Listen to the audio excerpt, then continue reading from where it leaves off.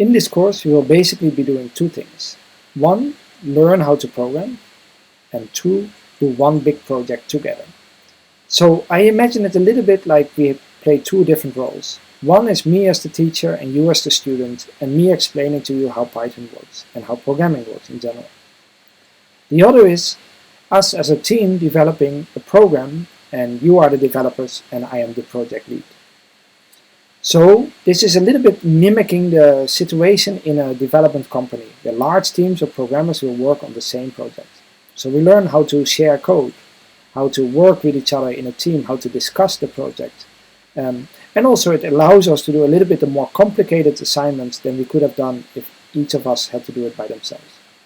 So it makes it possible that each of us does simple, not simple, but relatively small programming assignments, and all together we can develop a nice complicated program. The project that we will do is a computer simulation, a simulation based on party competition. So we will first implement a simulation as designed by a professor earlier this century about how parties compete for votes and which strategies work and which strategies don't work. And then if we have time left at the end of the semester, I'm hoping that we can also implement some extensions. We can play around with the simulation and think about, but what about if there's a fifth or sixth strategy, or what if the media plays a role, or what if there is 3 dimensions instead of 2, etc. We can think of different ways. So in this video I want to explain a little bit what simulations are and show you some of the basics of the simulation by Michael Laver. One of the applications in the social sciences where we use computer programming is computer simulations. And within computer simulations, one of the main areas is agent-based modeling. In agent-based modeling, we make simple assumptions about the behavior of individuals and then run a simulation where there are many of these individuals interacting with each other. And we then look at how this interaction leads to certain patterns. For example, we can study how a run on the bank works. If we have different thresholds for different individuals when they will withdraw all their money from their bank, depending on how much of a crisis they think there is, we can see how a run on the bank slowly evolves. And what kind of conditions do we really get a collapse of the bank, and what kind of conditions is it just a small number of account holders that leave, etc. And so similarly, in the application that we will be looking at throughout this course, we can look at a model of party competition. We can make some basic assumptions about how parties behave, how voters behave, and then see how certain strategies by political parties are more or less effective in terms of attracting votes. So for that we will be using an ideological space, a spatial model of voting, where we assume that parties are in this ideological space, that voters are in this ideological space, and then we will look at how how different strategies work. And so this is all based on work by Michael Laver. Michael Laver was a professor in Trinity College at the time and developed a simulation model where he looked at different party strategies, the hunter strategy, the sticker strategy, etc. You can read about them. And then look at how they evolve over time if they compete with each other. And later he wrote, when he was at NYU, he wrote a book about this as well with much more detail on the simulation. So it's worthwhile for you to have a quick read of the main article that he wrote on the simulation, or the introduction chapter to the book that outlines the simulation. That will help you understand the application. And it's relatively straightforward. But first now I will show you how this spatial model of voting, how you can think of this space. So in party politics we often think of an ideological space, a 2-dimensional or 3-dimensional or 1-dimensional space in which we can locate parties and voters. For example, we could think of a simple left-right scale where we can position any party, right? We can think of Fianna Fáil being somewhere here, Fine Gael being somewhere here, the Labour Party somewhere here, the Greens maybe somewhere here, Sinn Féin maybe somewhere here. So we can think of different political parties and we can think of their left-right position. More commonly, we think of a two-dimensional space. Yeah? We can have economic left here and economic right here. We can have the more progressive party higher up and the more conservative party lower down. And then we can think of, for example, Fine Gael here. Fine Gael is maybe a bit more conservative, but also maybe a bit less to the right, maybe more, we can argue about that. The Sinn Féin will be a very progressive, but especially quite left-wing party. Labour is maybe a little bit less left-wing, but maybe a bit more progressive. The Greens are probably somewhere here. Yeah? So we can think of different parties as being in a different spot in this space.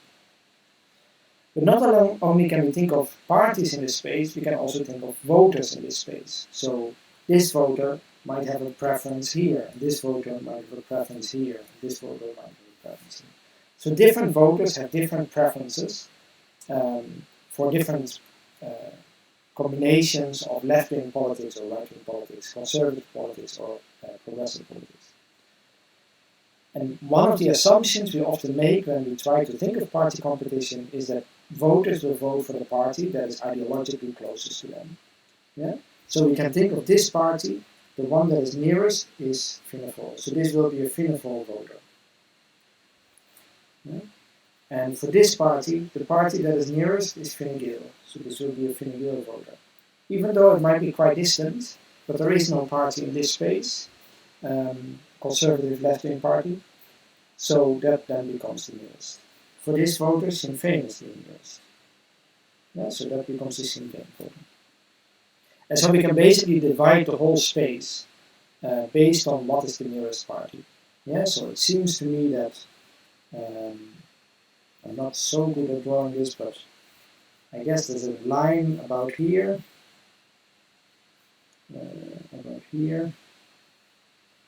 Yeah, these are always closest to Fine Gael. Yeah? And there's a line about here. These are always closest to Fine Gael. There's a line about here. These are always closest to Sinn Féin. Yeah? And there might be a line about here, and these are always closest to Labour. Yeah? Now, I guess in my drawing I have exaggerated a bit the support for the Greens. These voters are clearly closer to Fine Gael and Fine Gael than Greens, so it has to be a little bit different. But you get the idea. Yeah? So we can divide the space based on all the people that are closest to a certain party. And then we can assume that anybody who is in this area, in terms of their preferences, are most likely to vote Fine Gael. And anybody in this area most likely to vote Sinn Féin. So that is the idea of a two-dimensional space, a spatial model of party competition. Yeah? This online interface here that I found helps a little bit with understanding how this voting works. So imagine there's only one party, and the party is located here. Then all the voters will vote for that one party. They have no choice. In a two-party system, the voting area will split in two. So on the left, everybody will vote for the party that is on the left, and on the right, everybody votes on the party on the right. A third party might enter the system here, and we'll get all those. Now all the voters that are in the blue area are closer to that point, and so will vote for this party. Everybody in the pink area will still vote for the first party. Everybody in the gray area will vote for that party that is nearest on the right. Another party might start close by, then it splits in two, right? So now we have two parties that compete with each other for the top right corner, and we have a party that is very large on the left and a party very large on the bottom right. And the new party then can steal away from this territory. Now you can imagine that if a party moves around this space, that the support changes, right? So a party can have a different strategy. It can try to steal away as much from this party as at all. It can try to get to the center. It can try to go too close to some other parties or in between other parties, etc. So it has different ways of moving about, and whenever it moves, it changes its vote support. So the whole simulation that we look at is exactly about this.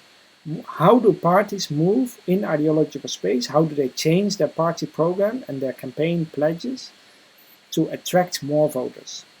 And different strategies are then outlined.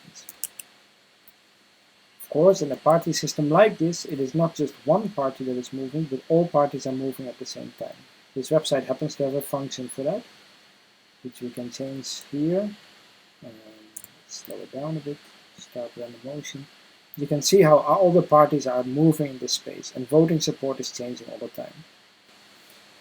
Let's quickly go back to this one example with parties, and I want to look in particular now at the different rules that they have. So imagine again, we have a two-dimensional space. I like to think of it as progressive and conservative, economic left, economic right. And imagine we have as a starting point these parties, more or less the configuration I showed you a few times now. Now, last time I did not show you quite correctly how this works, but more or less you can say that we get this kind of shape.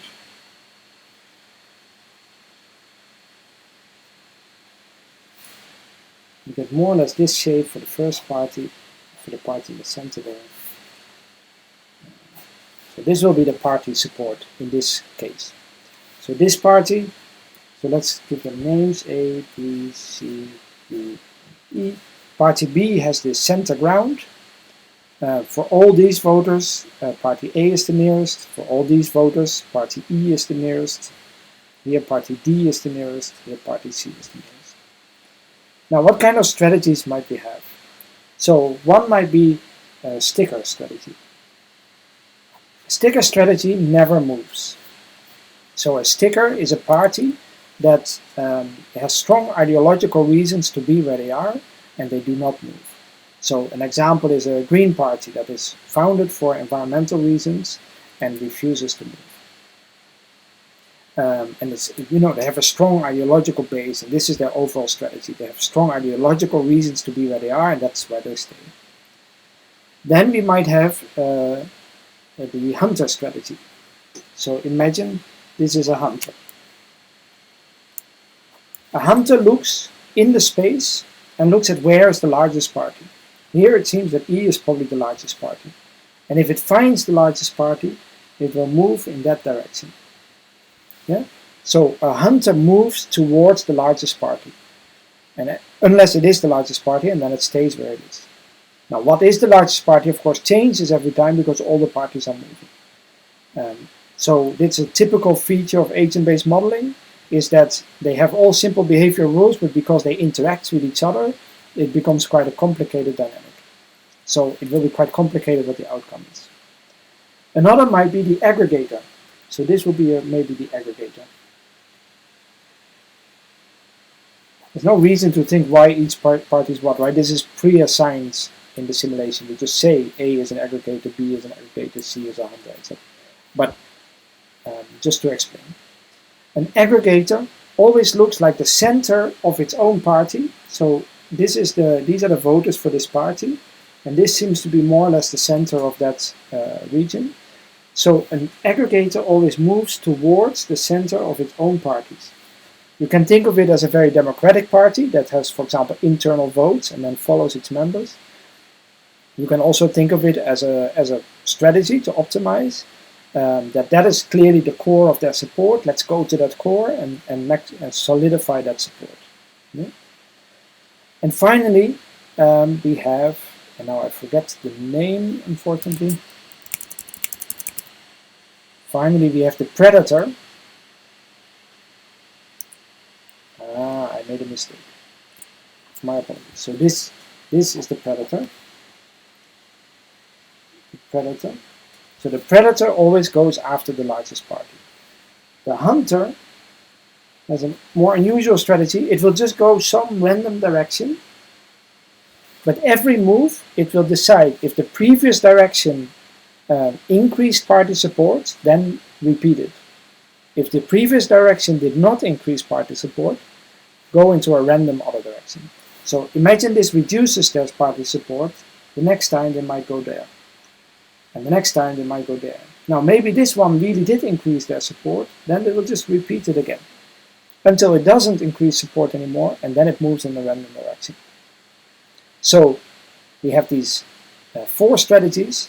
The sticker stays where it is, the predator goes after the largest party, the aggregator goes to the center of its own support, and the hunter moves randomly and repeats the move if it increases support, and goes another random direction if it does not increase it. So hopefully this video helps you a bit to understand the basic simulation that we want to implement this semester. It should be fun. It's related to politics, but it's mostly a computer science challenge. The model can start very simple, which is the reason I chose it. So we can think about, for example, just the distance between a voter and a party, and how do we calculate this, or what kind of type does a party have, and how can we save this, etc. So we will start implementing the simulation in very basic terms already in the next 2 weeks. And then towards the end of the semester, hopefully we can show the dynamics, we can show the graphs, and we can maybe play around with different party strategies. And it should be an interesting exercise.